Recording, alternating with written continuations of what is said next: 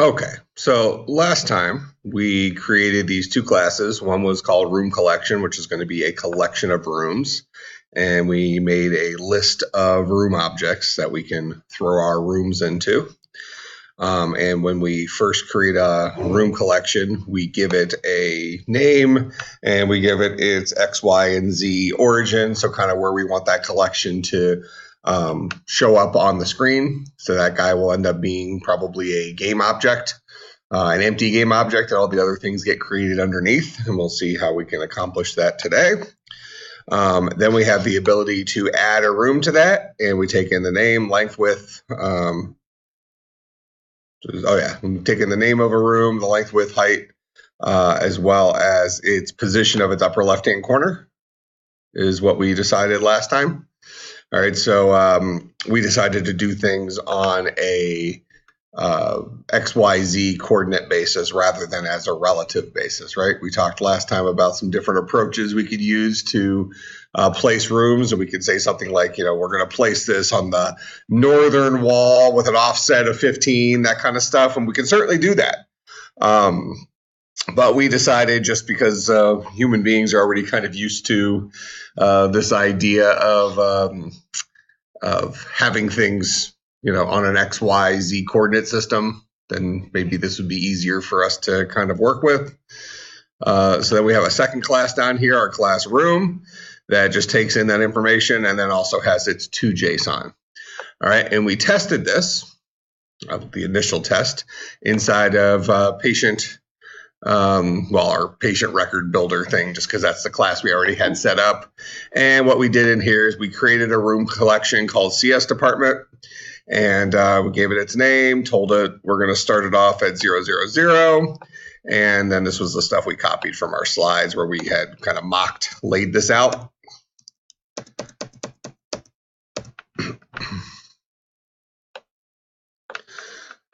Okay, and then we're going to have, we added our room, we just called it 1, 2, 3, and 4, and then put it at its positions.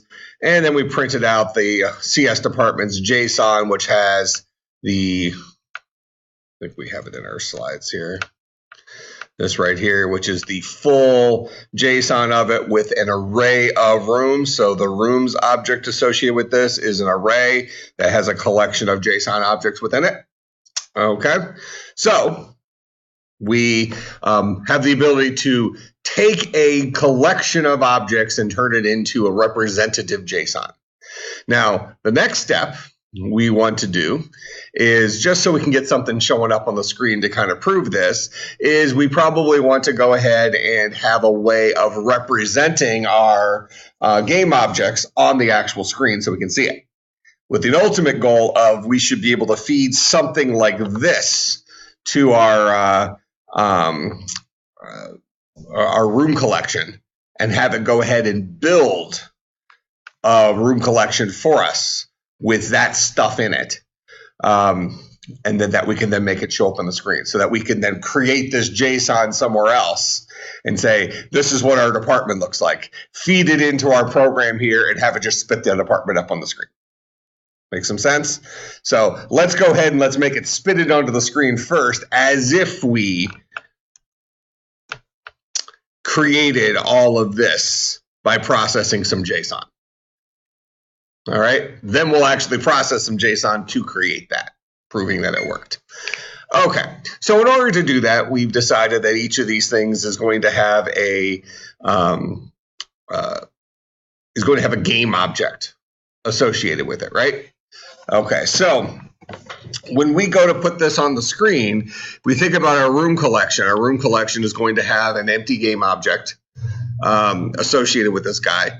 A CS department is going to also have a game object associated with it. And we might have this be just a normal empty game object that will add these guys to its transform.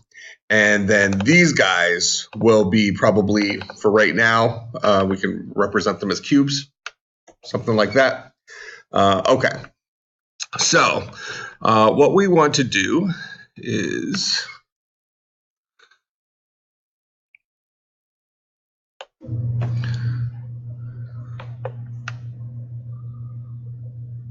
go out to Unity here.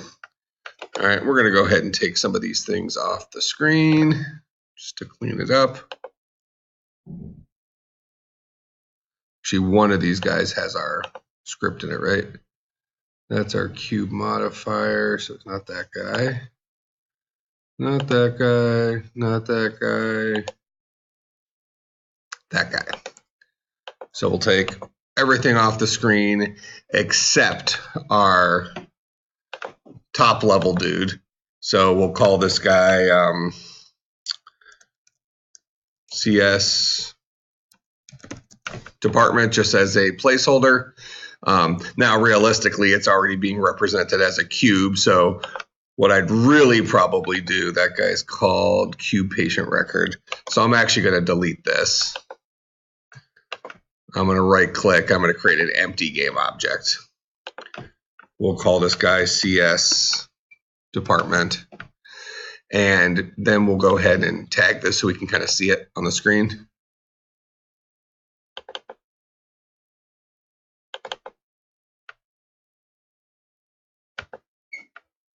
Have to switch it over to the scene. That way when we place it, we can kind of see where it is in here. It's not just this invisible blob. And then we're going to go ahead and drag our patient record builder onto here just because that's the class we currently have for generating our rooms. So when this guy first starts, we want it to go ahead and generate our CS department and ultimately get it added to the screen.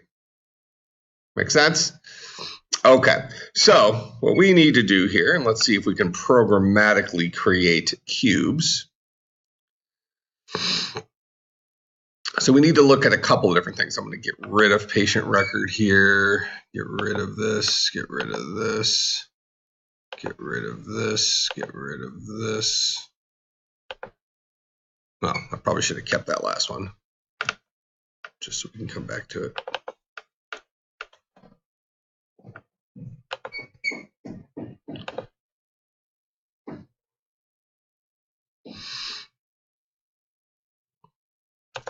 Okay, so this guy here is going to internally have a game object that we're going to be building this stuff inside of. And he already has one associated with him, right? So if we say this dot game object, this is that empty game object that owns this particular script. So we can use that game object to go ahead and place stuff. And where will this guy live? He's going to go ahead and you know what? Actually, what we might want to do just so we can update the position, we might want to pass that game object into our room collection. So we might have our room collection here. Go ahead and let's say, so this guy is not a Monobehaviour, right? So by him not being a Monobehaviour, he doesn't get all that Unity stuff.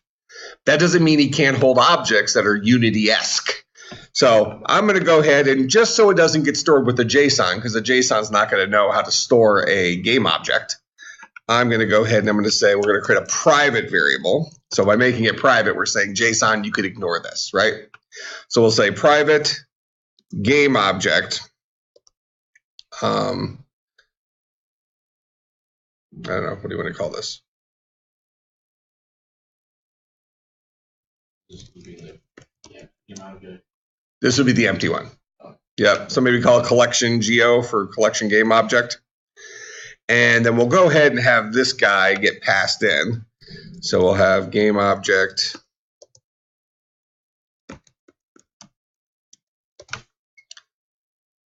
And then inside here, we'll go ahead and set it. All right, so now when we build a room collection here, we'll go ahead and pass in this dot game object.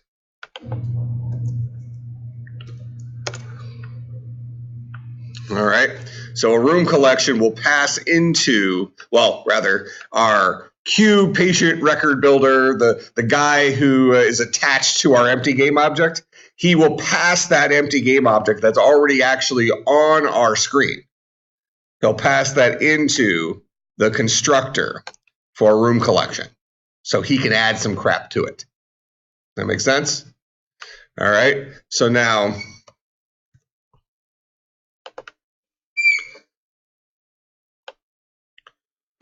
whenever we add a room here, we want to not just add those rooms to, so we have this room constructor here, but a room needs to also be able to know about his parent game object so that he can go ahead and create cubes that are representative of himself. So if I'm a room and I have a length, width, height, okay, and then also a position, I'm going to go ahead and I'm going to create my a cube of that length, width, height. And then I'm going to add myself to my parent. And who's my parent going to be? My parent is going to be the collection game object. So we'll go ahead and pass that guy into rooms so that rooms can set their own things. So we'll say this dot collection game object. We're going to pass that into our room constructor. And then we'll go ahead and tell our room constructor to expect a game object to be passed in.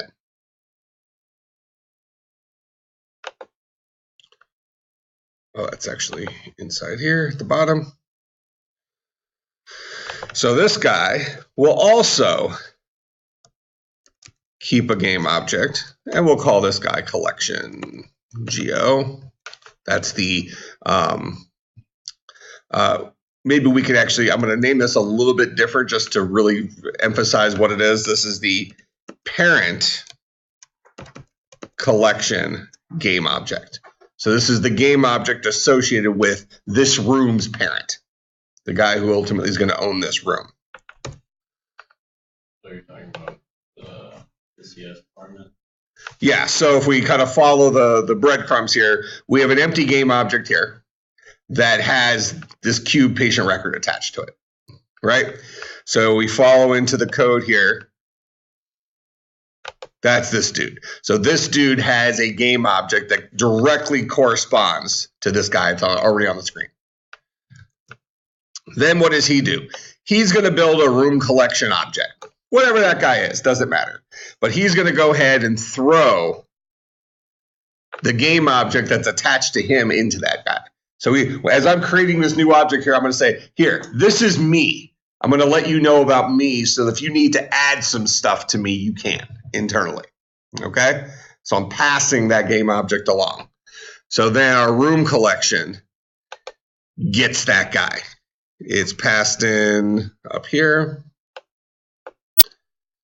Here's where it comes into the constructor. And this is where we store it. And we're making it private so it doesn't get automatically attached to the JSON. Only public variables get attached to the JSON. So this is almost like us creating our own MVC.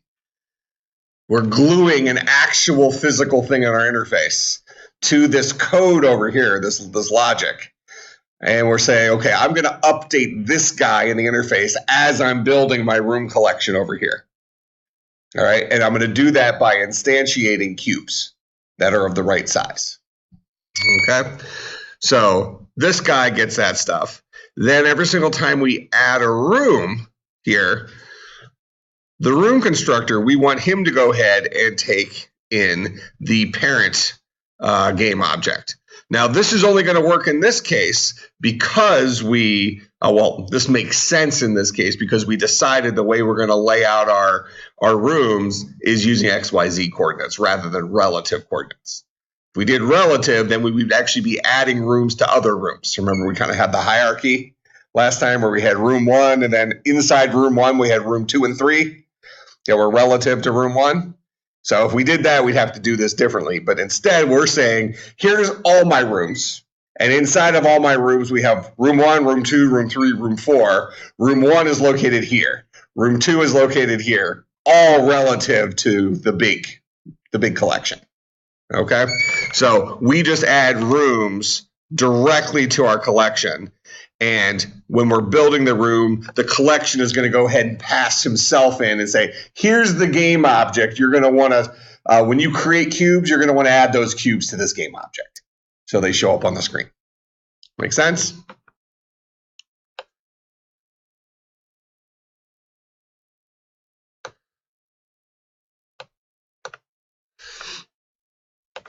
Okay. So we'll say private. Where am I at here? Oh, I already wrote it up there. I just need to take it in here. So we'll tell our constructor here to take in a parent collection game object. And we'll go ahead and set it in here. This dot parent collection game object is equal to parent collection game object. All right, so we've connected those dots. Okay.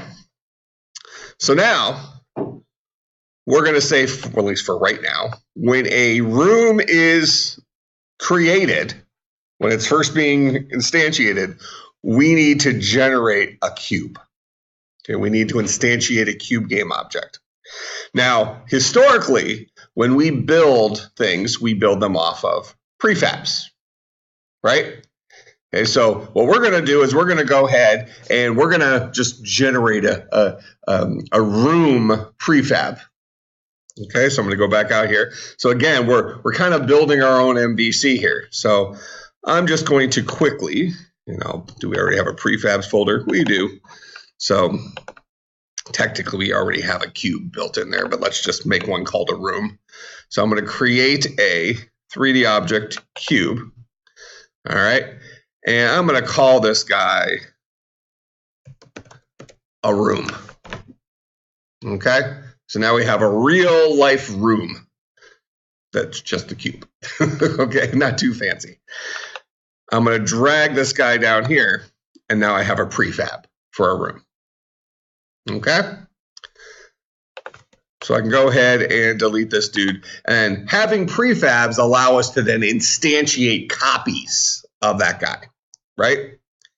All right, so now I have kind of my building blocks. I guess legitimately pun intended. My building blocks for my, because it's a block cube, same thing. Okay, for my collection. So I'm going to need to pass that prefab in. Okay, so inside of our cube patient record thing, which is kind of a crappy name for this, but whatever. We're going to let this guy, it's here, have a public variable. So this is Unity's MVC, right? By making a public game object here and maybe calling this a room prefab. We can now attach that room prefab to this particular script. So that we're just back to normal Unity stuff now. So by me adding that one line there, that's the script that's attached to our CS department here. Let's make sure I save both of these. So public game object room prefab. Come back out here. This guy should update in a second. There we go. So CS department now is expecting me to throw him a room prefab. Okay, and I'll go ahead and drag that guy in here.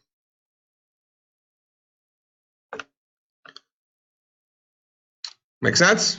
So far, so good? All right, so that particular script, which is just a normal plain Jane Unity script like we've dealt with all semester, right? Happens to take in a public game object that we're going to use to instantiate more of these. We're just going to happen to use it in an interesting way. Okay, so now we have our building block.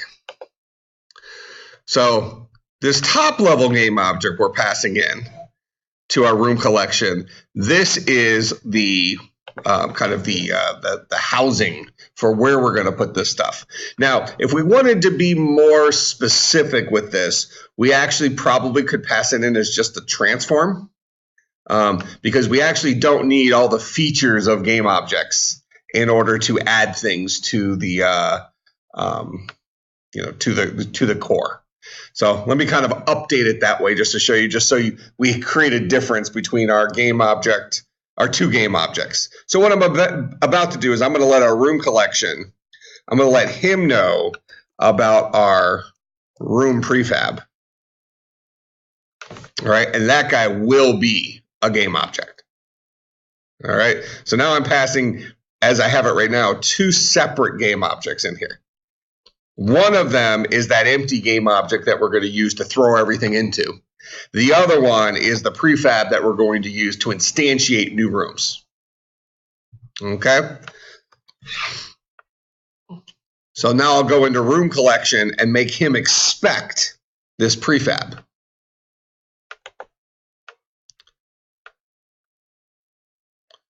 So we'll give him another private variable here. Private game object room prefab.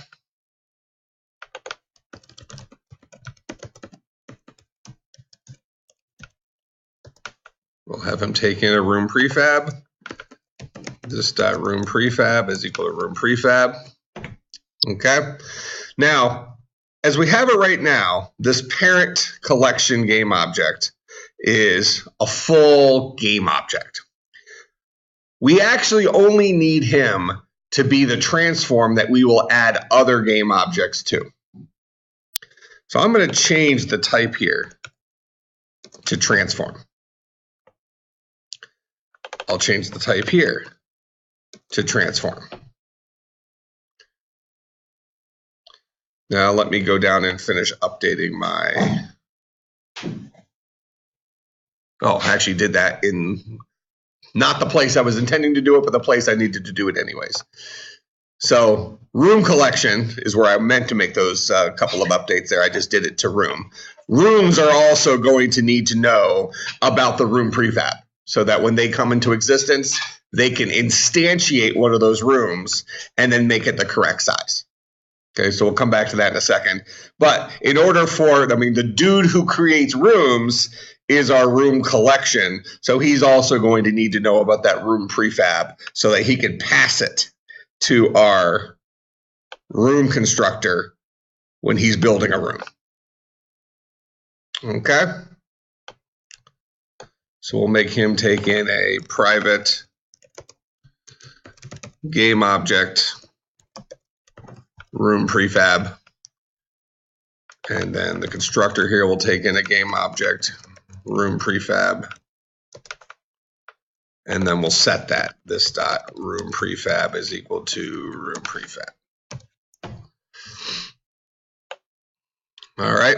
So now, just like we did before, this collection game object, I'm going to have as a transform. I don't need all the features of game objects. It's transforms that actually hold other transforms. That's what makes things. So if we kind of just give you a quick little example of that. If I come out here and I make a, well, here, I'll make an empty game object here. So here's my empty game object. Yes, this guy's a game object, but he also has a transform. Okay. Now, if I right click on him and I create a cube that's a child of him, this game object, it has a parent transform, which is this guy. So we can think of transforms as collections of game objects. That makes sense? Because in this case, I'm only using him as an organizational container. I don't need to have all the game object-y features of it. Now, we could have done this the way we did it a few minutes ago. We could have had them both set up as game objects. It wouldn't have broken anything. The main reason I switched it is so that we can have a mental difference between our collection. In fact, I'm going to actually rename this. We'll call this guy collection transform.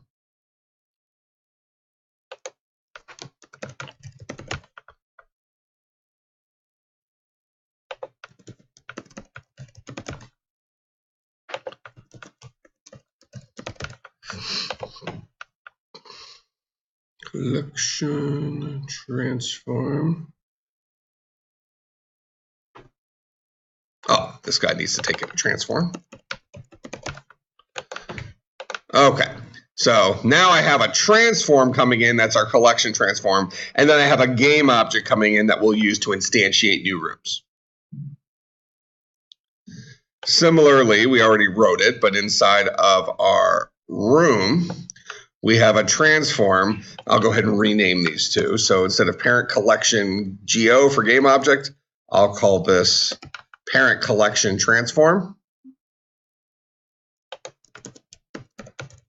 Parent collection transform.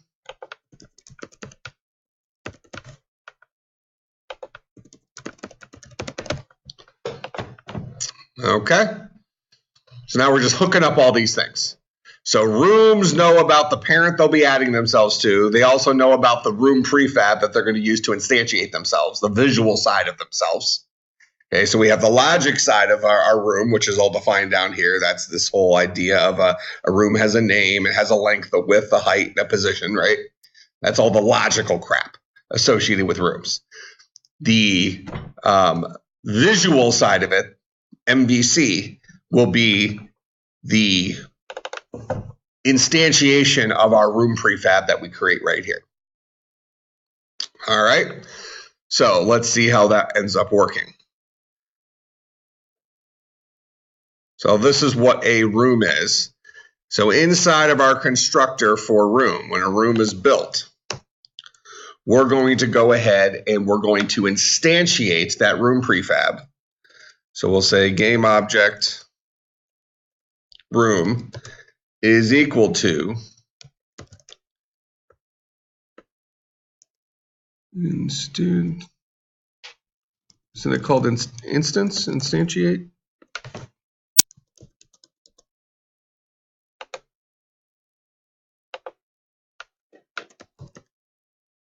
Okay, so we can do it here.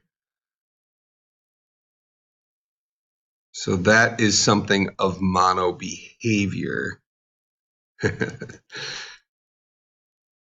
That's actually interesting. All right, so we have to hack this a little bit. Instead of passing in the game object here, well, first of all, you see that I'm passing in this .gameObject. It actually is going to want this .gameObject.transform.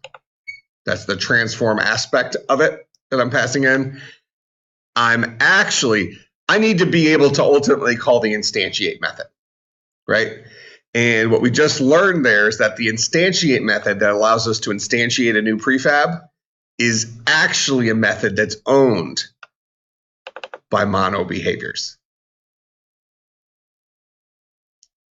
So in order for me to call that, I need to have an instance of Monobehaviour.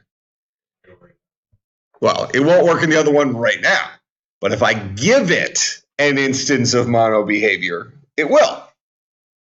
All right, so since a Monobehaviour owns a game object, what I'm going to do is I'm just going to replace this first parameter here with just with a whole bulky Monobehaviour. Just here is the entire instance of Monobehaviour. Do with it what you want. I'm going to use it to extract the transform. I'm going to use it to call instantiate, all that stuff. Okay, a little bit less efficient, but it's what we need to do in order to call instantiate. All right, so we're going to go back in here, and instead of this guy being, so we're going the other direction. Before we simplified it by saying, oh, he just needs to be a transform. Now we're going to say, all right, we're going to bring in the whole big fat guy. So he's going to be everything. So this guy's now going to be a Monobehaviour. Okay, and we'll call this guy he's not just the parent collection. This is and we're doing it to room right now. So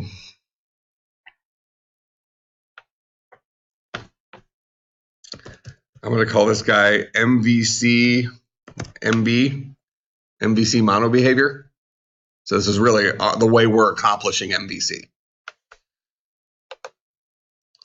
Similarly, we'll do it up here. This guy will be a Monobehaviour. And we'll call this MVC MB. All right. He'll no longer take in a collection transform. Now he's going to take in a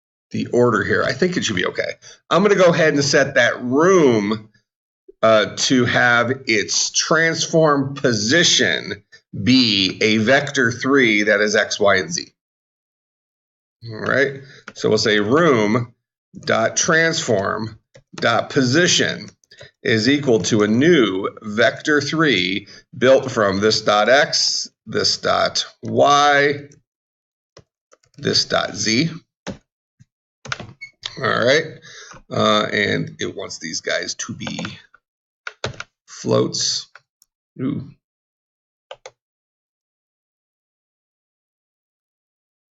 Remember last time I said I wonder if we can use doubles? I would have to do it like this. Is that how I say it as a float?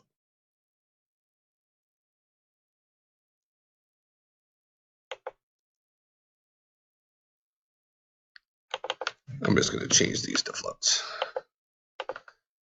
Now to be happy. See, if I put in a number here like 2.4f, it's cool with that. But if I put in this dot x, which might hold 2.4, I can't just throw an f after that. I might be able to put a space then in. No. Then I would have to just typecast it to float. So if I change these back to doubles, yeah, I can typecast them to floats.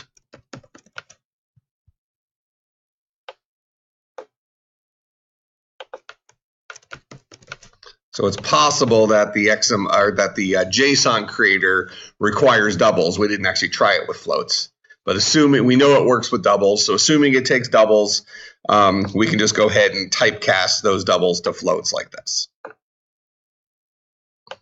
All right, this is all just making sure we're passing the right data types in. So we could change this to float. My guess is it probably still would work with the JSON builder. All right, but we just typecasting, so we're seeing lots of different ways of accomplishing the same thing here.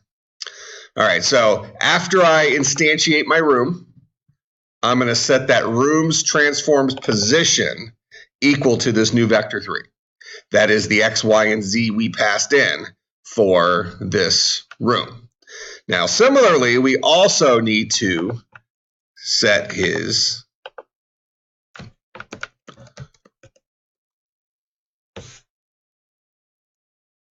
scale. And we're going to set what's called his local scale equal to a new vector 3. And this guy is going to be length, width, and height. So we'll say this dot length, this dot width, this dot height. Okay. Now it's actually okay with these guys. It'll create these guys into floats for us. The reason we needed to typecast these guys up here is because they came in as doubles, and doubles technically can hold larger values than floats.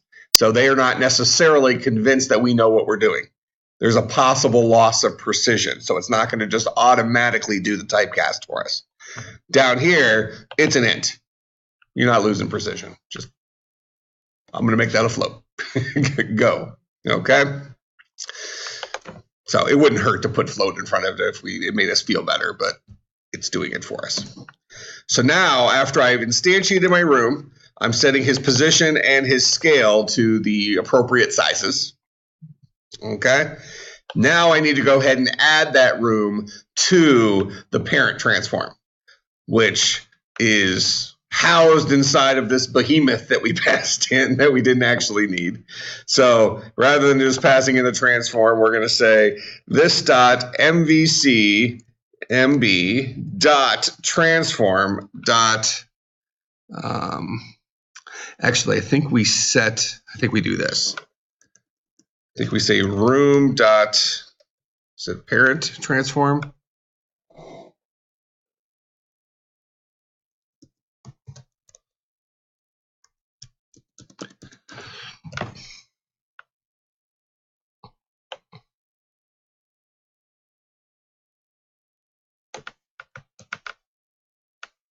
me just Google it real quick.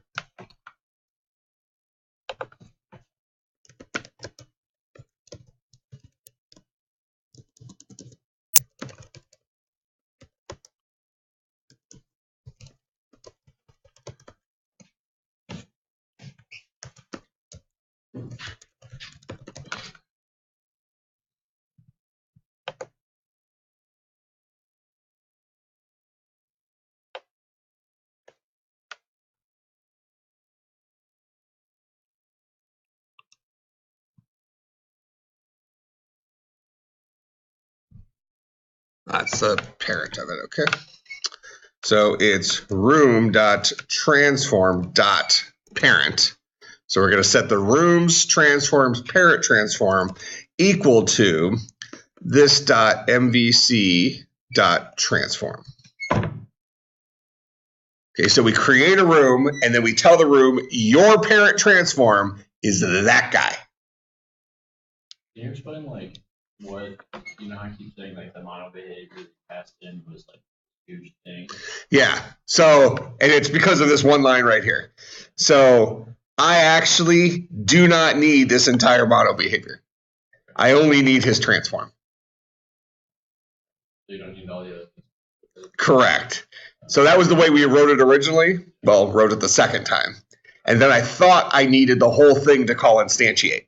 Yeah. So that's why we're taking in the whole thing. We actually don't need the whole thing. I only need his transform.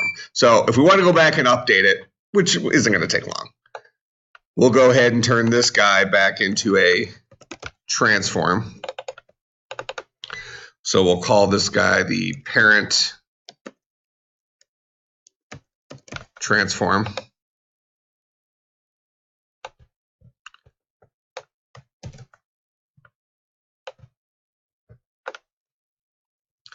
Yeah, so maybe in real life, it's like we,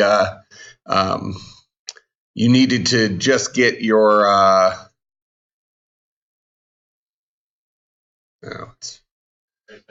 let's say you needed to have like one of your kitchen chairs repaired.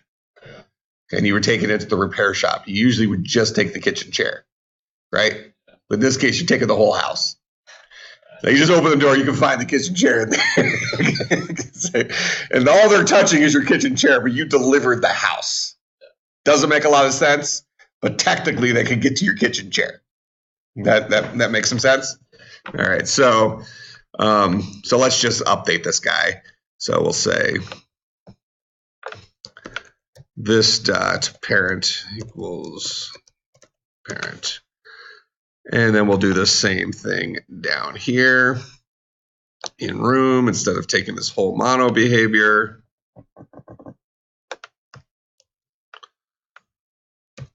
We'll take in the parent transform. This guy will take in that same thing.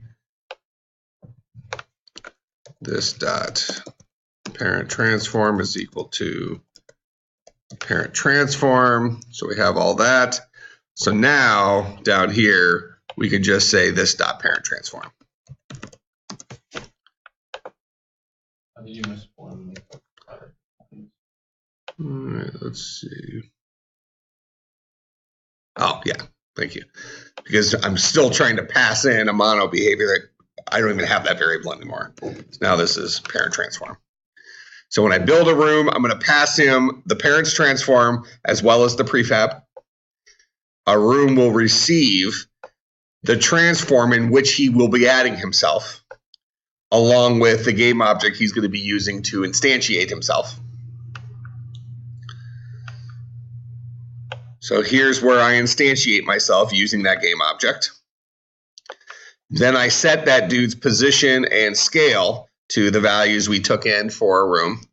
Then I go ahead and set that room's parent equal to the parent transform that was passed in. So this will have him hooked onto there, make him a child of that transform. Make sense? All right, so we have that. We have this. So then inside here, we create a room collection We're going to pass this guy the GameObjects transform. And actually, we could just say this dot transform. It's like a shortcut to the GameObjects transform. It's actually kind of I don't know if I've shown it in here before, but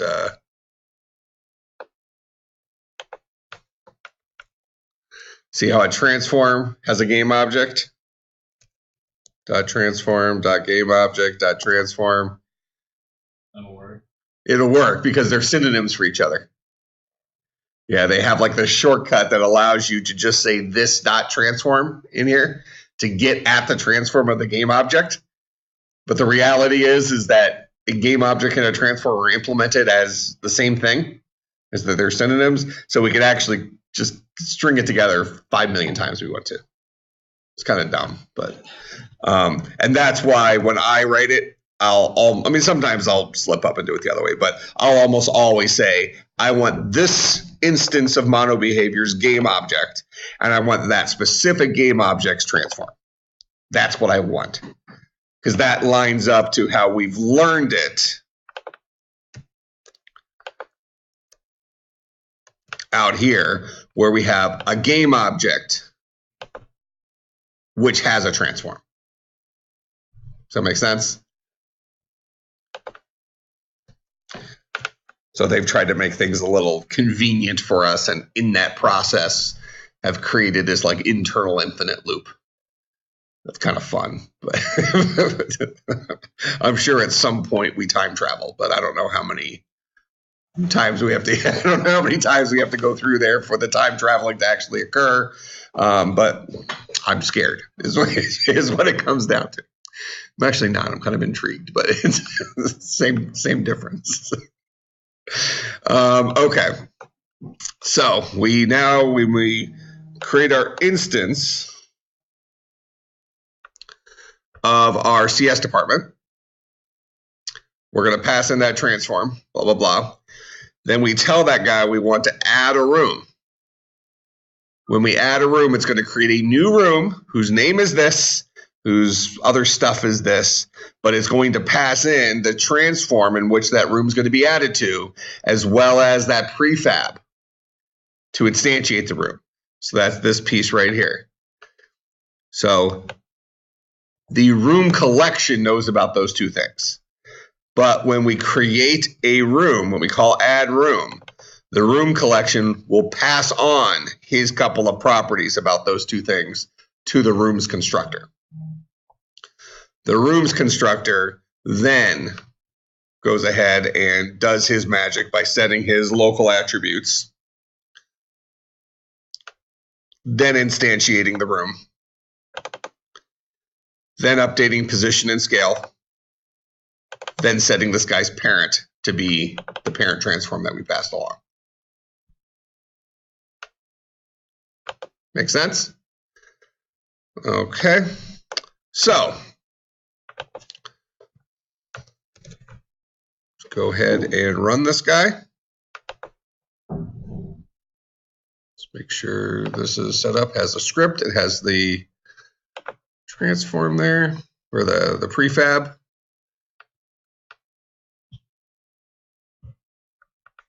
I need to zoom out. Can I zoom out? Well, here's our CS department. Here's our 4 rooms. Oh, I can zoom out in scene.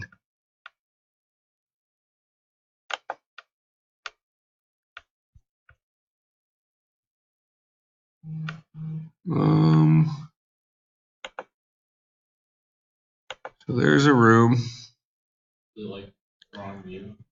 I don't think it's the wrong view.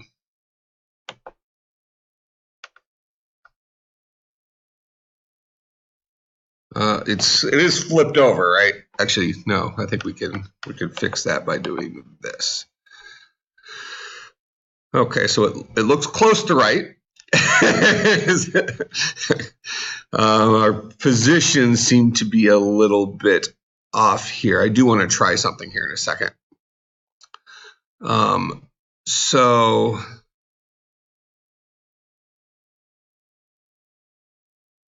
this is the computer lab. This is the big hallway. This is this. This is we can definitely see that it's doing some right stuff. I want to try something here. I'm going to go into room. If you remember a few minutes ago, I mentioned that I wonder if we'll have to do this, if order will make a difference. What I'm going to do is I'm going to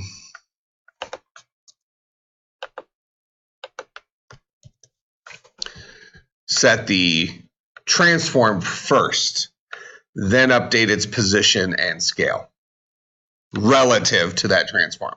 Because remember, we've seen when we've created things and then we've added it to a parent and it changes its shape. Because when it's inside of a child, here, I'll show that. Let me just show that to you real quick.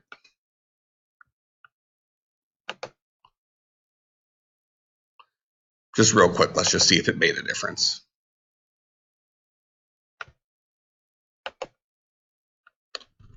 Did not. That's fine. But let me show you what I was talking about, why I thought that might be a thing. So if I create a cube, we'll zoom in on this cube, and then I create another cube. So I have two cubes. And I go ahead and I make this second cube, I don't know, wider, something like that.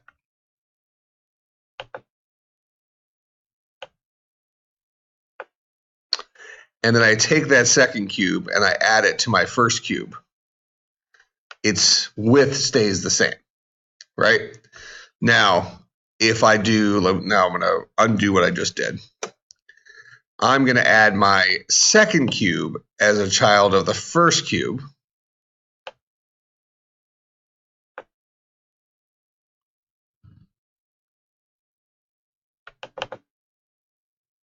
Okay, that's this guy.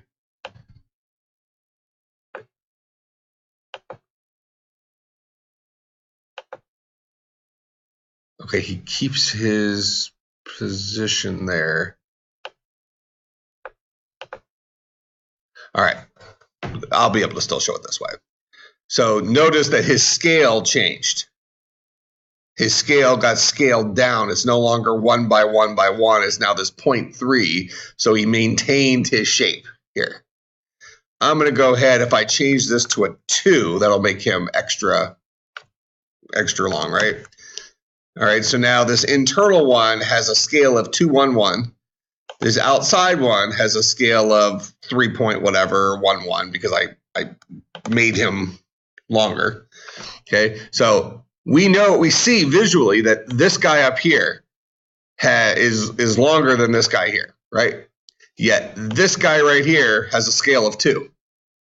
This guy down here has a scale of 3.16.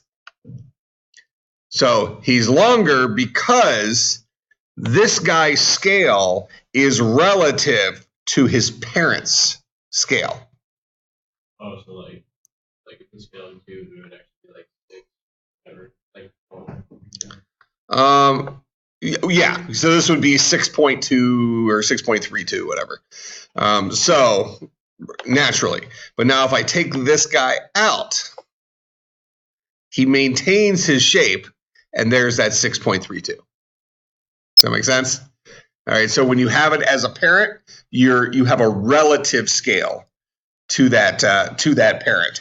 So a couple things could be going on here. One is because it is showing up. I mean, it looks almost right. So one possibility is our coordinates are off.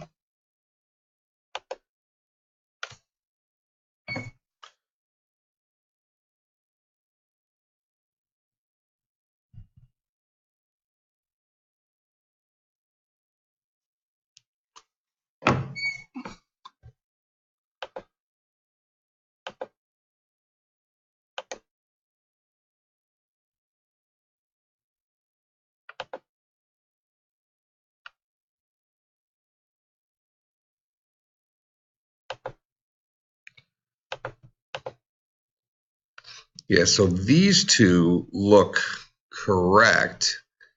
It's this guy that really should be here. like that, right? And that just makes him a little bit off down here. Like this guy's relative position looks correct this way. It's just maybe its height is a little bit off. So this is, which was room 1, 2, and 3.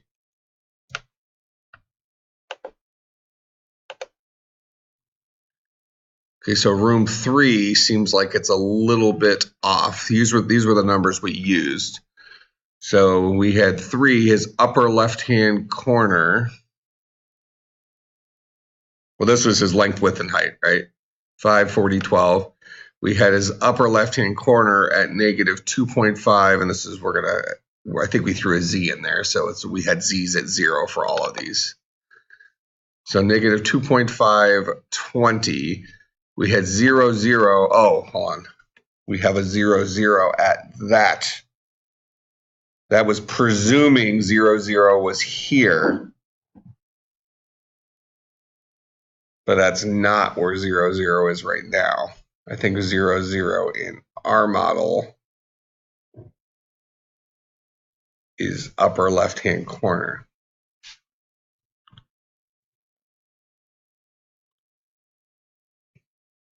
Yeah, so these numbers are just, these guys were okay because they're relative position.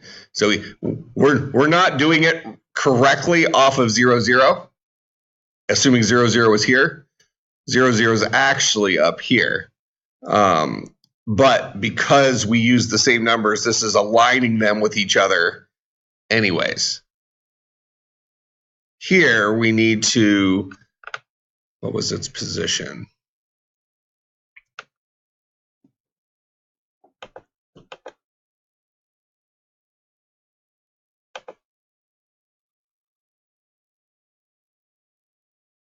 Yeah, so this is, so 0, 0 on our game object appears to be like right here. That was the original upper left-hand corner. Remember, these guys are negative 22.5. That's what scoots them over this way. Okay, so this guy really needs to be, if this is 0, 0, he needs to be negative.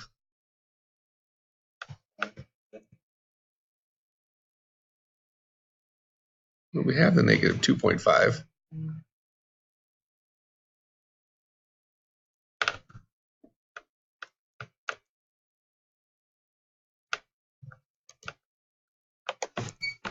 So this is the negative 2.5 and the 20. So if we drag this down to here, that's a 7. That's a negative 9.7 to fit it into those positions.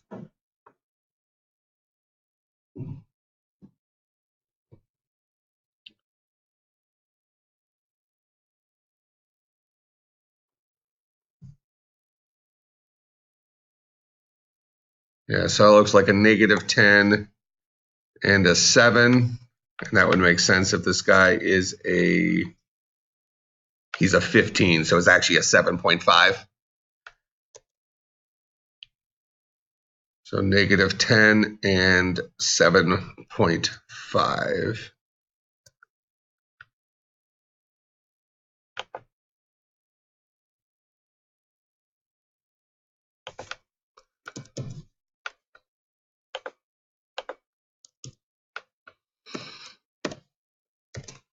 Like that.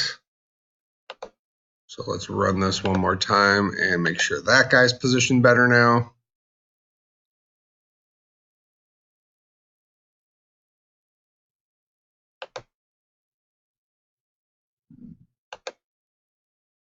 All right, so he's positioned better now.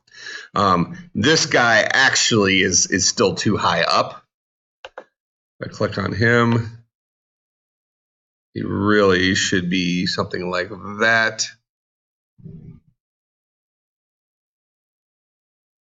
So that looks like a negative 23 and 0.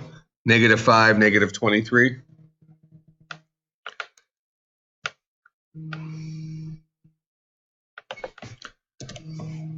So his layout was just a little off.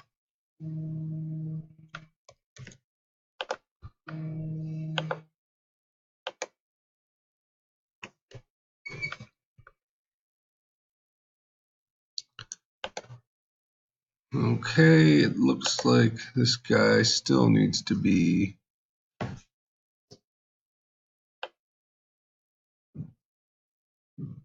22.5.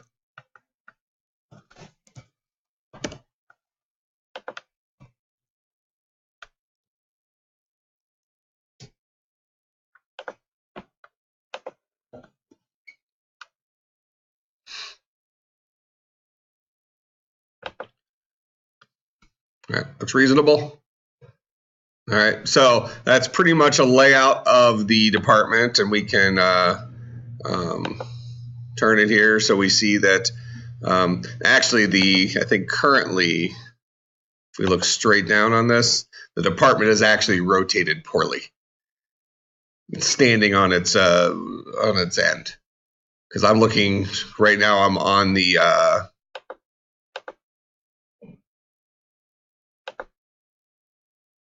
here's me looking down on the Y. Okay, so it's like I'm standing on this wall right here is the far back wall of the computer lab. So I'm standing on that looking down, and I see the hallway down there. You see what I'm saying? Okay, so this guy actually needs to be rotated in order to get it into correct position. So what would I do with this? I would take my top level game object here, and we would rotate him. So he's standing like this. We want to rotate him like this. So we're rotating it about the X axis. So we can just take the X here.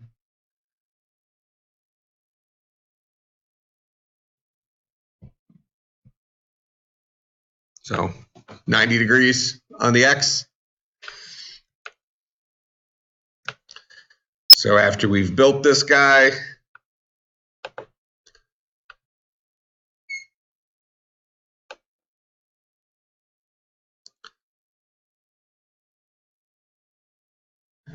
actually realistically what we do, we don't even need to do it in code. Our container was initially positioned the wrong way. I should be able to just take this guy and say rotate at 90 and run it again.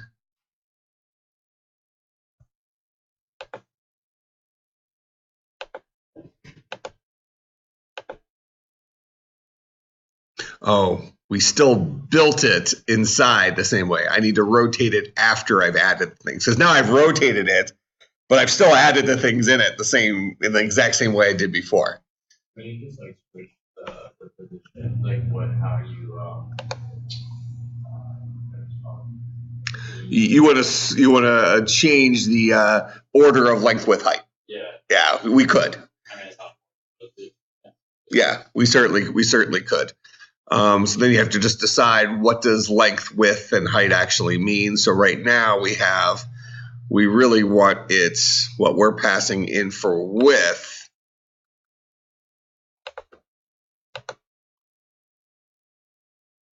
So this is width, this is height. That's where we're doing the 12 everywhere.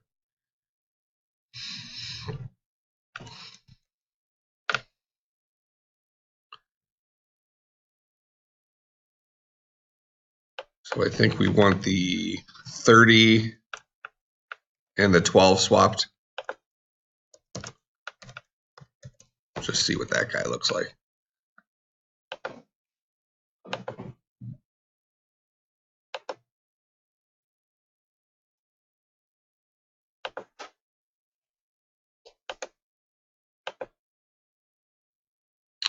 No, still low.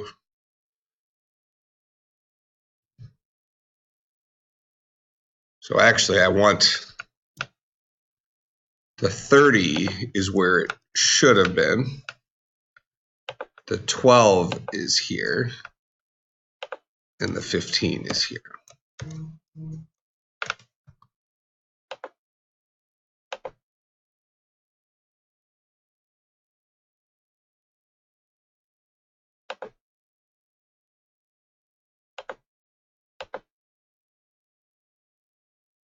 No, we just, because that just flip-flopped the length and width. I think it worked because, like, you know, it's like wider than all the other ones.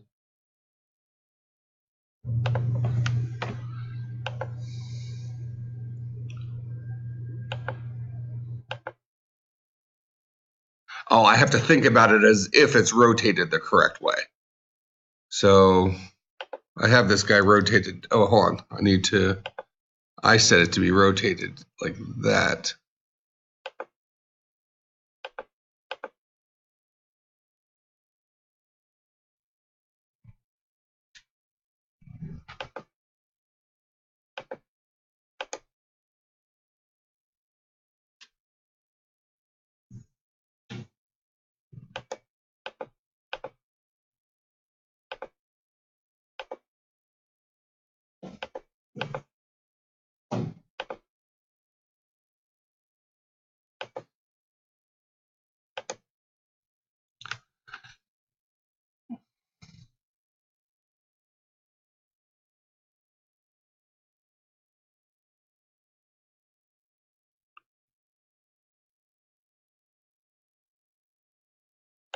Do you think this worked?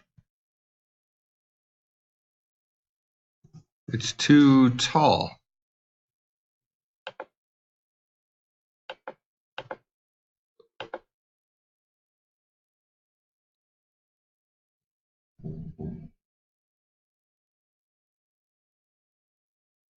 Yeah, I don't think that worked. I think we're still better off just doing the rotation.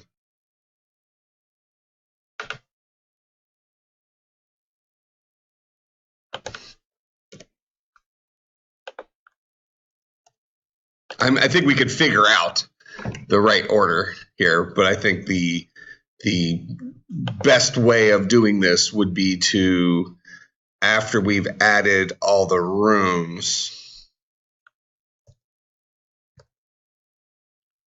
Because you would also have to change the transform position, you know, like where it is on the screen. You know how it's like oriented to.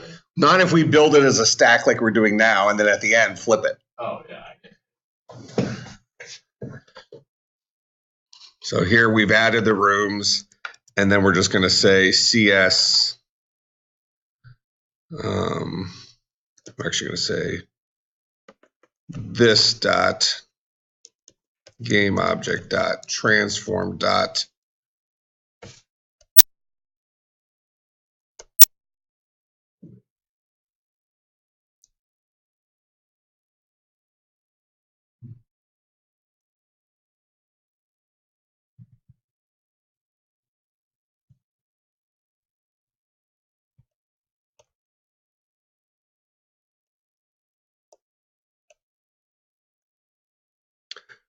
see, changing the rotation out here. This actually makes it even worse.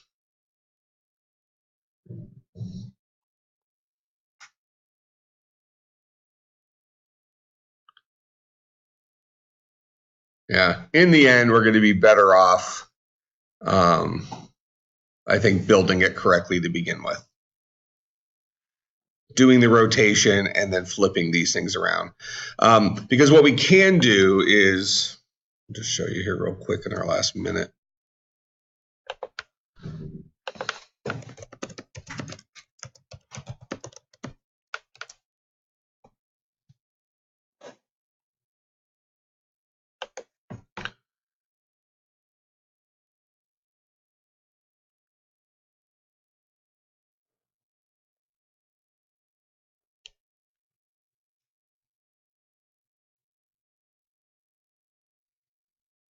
Yeah, so I can rotate 90 on X.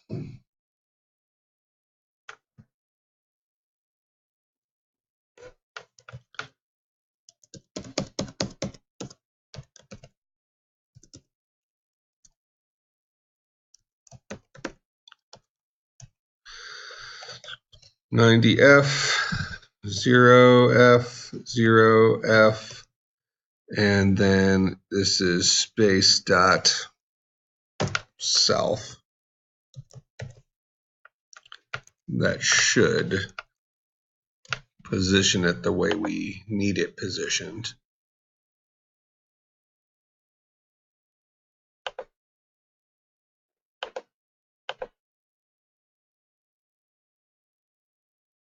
So that looks correct now. We're not looking straight down on it.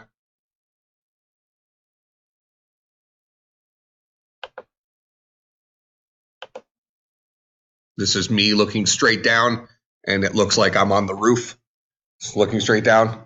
So this gives us that 90-degree rotation. What is it? Yeah, I'm actually going to put the code up on Slack. All right, so for Tuesday, what we want to do is, given something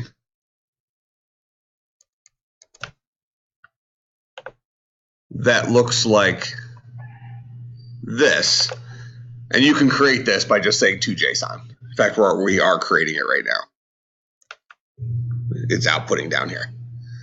So if you were to take in a string like this, build our game object. Make sense? Okay, so we're going the other direction. What I just did here today is we created a bunch of objects and had it show up on the screen. Now I want you to have these objects generated by starting with JSON. So in class, we've already done examples, not just today, but over the last several classes, we've done examples of going from JSON to objects, from objects to JSON. Here we made an object that we can convert to JSON. We've seen that the objects work themselves. So now I want you to go from JSON to these objects so it appears on the screen the right way. Make sense? And I'll give you these two classes as starting points because our project's not all that weird. So I'll give you these two classes on Slack as starting points. So your job is to maybe have a big string up here called string JSON that has our big JSON string in it, and then use that to generate a room collection which has these rooms. Make sense? Okay. A hint is you're probably going to have to write a function after you generate the objects to go ahead and position them. So you might have to write a function that says maybe called layout, something like that, that goes through and it does their rotations and stuff because you won't have access to the game objects and stuff at the beginning. Okay. All right. So I will put this up and I will see everybody on Tuesday.